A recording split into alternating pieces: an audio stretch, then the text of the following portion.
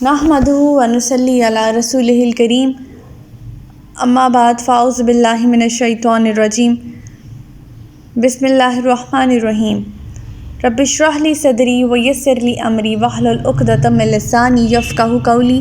السلام علیکم ورحمۃ اللہ وبرکاتہ۔ صراط مستقیم میں آپ سب کو خوش آمدید۔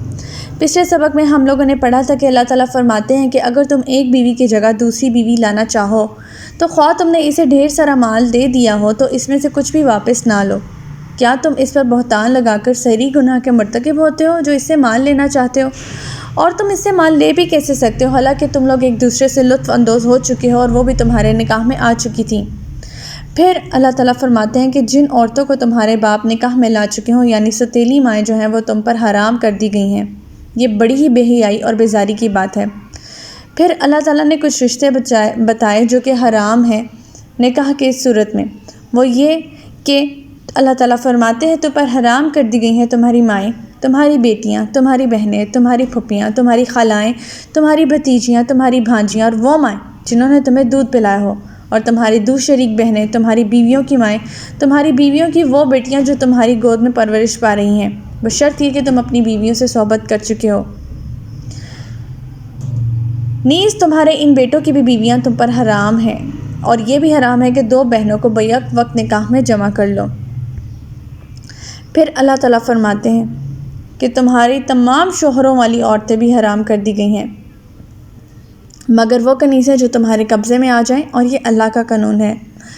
ان کے سوا جتنی بھی عورتیں چاہو ان سے نکاح کر سکتے ہو، بشرط یہ کہ تمہارا مقصد ایک گھر بسانا ہو، نکاح کرنا ہو، محض شہوت رانی نہ ہو۔ پھر جب تم نکاح کر لو تو ان عورتوں کو ان کا حق مہر دو، اور جو شخص کسی آزاد عورت کو نکاح میں لانے کی اخراجات برداشت نہ کر سکتا اسے چاہیے کہ کسی مومنہ کنیز سے نکاح کر لے جو تمہارے قبضے میں ہو۔ پھر اللہ تعالیٰ نیکسٹ آیت میں فرماتے ہیں کہ یہ تمہارے لیے بہتر ہے کہ تم صبر کرو۔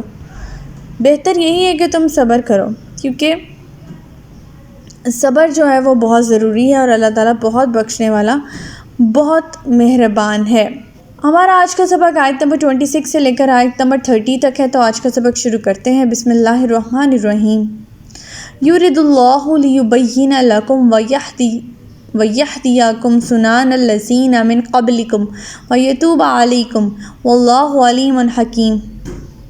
اللہ یہ چاہتا ہے کہ سب کچھ واضح طور پر تمہیں بتلا دے اور ان لوگوں کے طریقوں پر تمہیں چلائیں جو تم سے پہلے گزر چکے ہیں، اور تم پر نظر رحمت سے متوجہ ہو، اور اللہ سب کچھ جاننے والا اور حکمت والا ہے۔ کتنی ہی خوبصورت یہ آیت ہے۔ اس سے معلوم ہوتا ہے کہ جو آئلی اور معاشرتی احکام اس صورت کے آغاز میں بیان ہو رہے ہیں، مثلاً یتیموں کے حقوق، ان کی پرورش، عورتوں کے حقوق، عورتوں کے متعلق ڈفرینٹ قسم کی بے انصافیاں، میراث کے احکامات، نکاح کے احکامات، محرمات، اس طرح کے یا اس سے ملتے جلتے احکام پہلے بھی انبیاء کو وحی کیے گئے تھے، اور ہمیں ان طریقوں پر مطلع نہیں کیا جا رہا بلکہ ان کے طریقوں کو اپنانے کی بھی ہدایت دی جا رہی ہے۔ اور یہ بھی اللہ کی مہربانی ہے کہ وہ جاہلیت کے طریقے سے نکال کر ہمیں صالحین کے طریقہ زندگی کی طرف رہنمائی ہماری کر رہا ہے۔ آیت نمبر 27۔ واللہ یرید ان یتوب علیکم ویرید الذین یتبعون الشہوات ان تمیلوا میلا عظیما۔ اللہ تو یہ چاہتا ہے کہ تم پر نظر رحمت سے متوجہ ہو، مگر جو لوگ اپنی خواہشات کے پیچھے پڑے ہوئے ہیں وہ چاہتے ہیں کہ تم راہ راست سے ہٹ کر دور تک چلے جاؤ۔ اب ان نفسانی خواہشات کی پیروی کرنے والوں سے مراد وہ ہر طرح کے لوگ ہیں جو اللہ تعالیٰ کی ہدایات پر اپنے آباء و اجداد کے رسم و رواج کو مقدم سمجھتے اور انہی چیزوں سے محبت رکھتے ہیں، خواہ وہ یہود و نصارہ ہوں، منافق ہوں، دوسرے مشرکین ہوں یا ہم ہوں۔ اللہ تعالیٰ نے معاشرتی برائیوں کے خاتمے کے لیے بے شمار احکامات جو نازل فرمائے ہیں، انسان کو آخر ان پر عمل کرنا کیوں ناگوار ہوتا ہے؟ مثلاً میراث میں لڑکیوں کو اور چھوٹے بچوں کا حصہ اللہ تعالیٰ نے مقرر کیا، بیوہ سے سسرال کی بندش کو ختم کیا، عدت کے بعد اسے نکاح کی پوری اجازت دی، متبنی کی وراثت کا خاتمہ کیا، عورت کو خاوند کی طرح طرح کی زیادتیوں سے نجات دلا کر معاشرے میں اس کا مقام بلند کرنا وغیرہ وغیرہ۔ ایسی تمام اصطلاحات پر بڑے بوڑھے اور آبائی پرستار جو وہ چیخ اٹھتے ہیں اور لوگوں کو مسلمانوں اور اسلام کے خلاف بھڑکاتے رہتے ہیں۔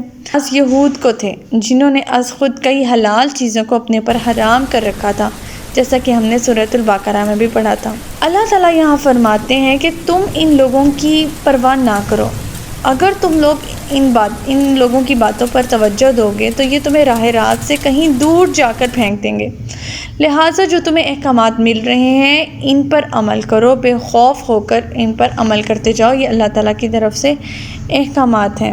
آیت نمبر 28، یرید اللہ ان یخفف عنکم وخلق الانسان ضعیفا۔ اللہ یہ چاہتا ہے کہ تم سے رسم و رواج کی پابندیوں کو ہلکا کر دے، کیونکہ انسان تو کمزور پیدا کیا گیا ہے۔ اب یہ احکام دینے میں اس بات کا خیال رکھا گیا ہے کہ انسان فطرتاً کمزور ہے، لہٰذا ان احکام میں انسان کی سہولت اور وسعت کو مد نظر رکھا گیا ہے۔ مثلاً یہ کہ انسان اپنی شہوت پر کنٹرول نہیں کر سکتا تو اسے 1 سے 4 بیویوں تک کی نکاح کی اجازت ہے۔ اس میں سہولتوں کو مد نظر رکھ کر اسے آسان بنا دیا گیا ہے۔ نیز جو بھی احکام شریعت ہیں ان میں اعتدال کو ملحوظ رکھا گیا ہے، اور پھر معاشرے کے کمزور افراد کے لیے رخصتیں بھی رکھ دی گئی ہیں، کیونکہ اللہ تعالیٰ چاہتا ہے کہ ہمارے لیے آسانی پیدا فرمائے۔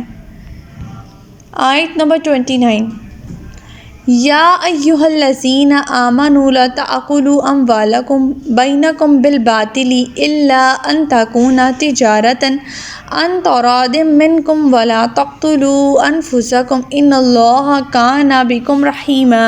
اے ایمان والو، آپس میں ایک دوسرے کے مال باطل طریقوں سے نہ کھاؤ۔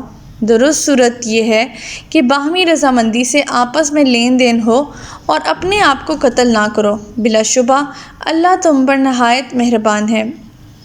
اب باطل طریقوں سے مال کھانے کے کون کون سے طریقے ہیں؟ ہر وہ کام جس سے دوسرے کا مالی نقصان ہو، جیسے چوری، ڈاکہ، غصب، غبن وغیرہ۔ سود اور اس کی تمام شکلیں، خواہ یہ سود مفرد ہو، مرکب ہو، ڈسکاؤنٹ ہو، مارک اپ ہو، مارک ڈاؤن ہو، انٹرسٹ ہو، پروفٹ ہو، کچھ بھی ہو، خواہ یہ ذاتی قرضے کا سود ہو، خواہ یہ جو بھی ہو، اس کی کوئی بھی صورت ہو، حرام ہے، باطل طریقہ ہے۔ ہر ایسا کام جس میں تھوڑی سی محنت سے کثیر مال ہاتھ آتا ہو، جیسے جوا، لاٹری، سٹہ بازی وغیرہ۔ بعض حالاتوں میں تو بیمہ پالیسی۔ اندھے سودے یا قسمت کے سودے جن میں صرف ایک ہی عوض مقرر ہوتا ہے، دوسرا نہیں۔ ہر وہ لین دین جس میں کسی ایک فریق کا فائدہ یقینی ہو، دوسرے کا نقصان یقینی ہو، جیسے سود۔ تمام سودے اور معاملات جن میں یہ شرط پائی جاتی ہوں، یہ سب طریقے ہیں جو کہ حرام ہیں، باطل طریقے ہیں۔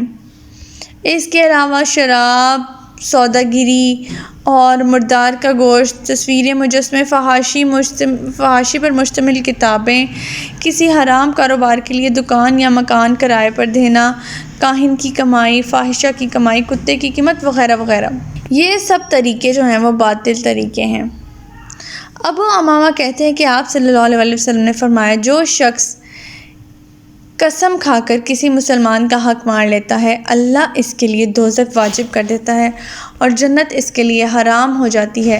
اب یہاں پہ جو ورڈ ہے اپنے آپ کو قتل نہ کرو، اس کا کیا مطلب ہے؟ یہاں پہ خودکشی کی ممانعت اللہ تعالیٰ نے کی ہے۔ ایک تو مطلب اس کا یہ بھی ہو سکتا ہے کہ حرام طریقوں سے مال کھا کر اپنے آپ کو ہلاک نہ کرو۔ دوسرا مطلب یہ بھی ہو سکتا ہے کہ اپنے آپ کو خودکشی، دونوں ہی گناہ کبیرہ ہیں۔ آیت نمبر 30، وَمَن يَفْعَلْ ذَلِكَ عُدْوَانًا وَظُلْمًا فَسَوْفَ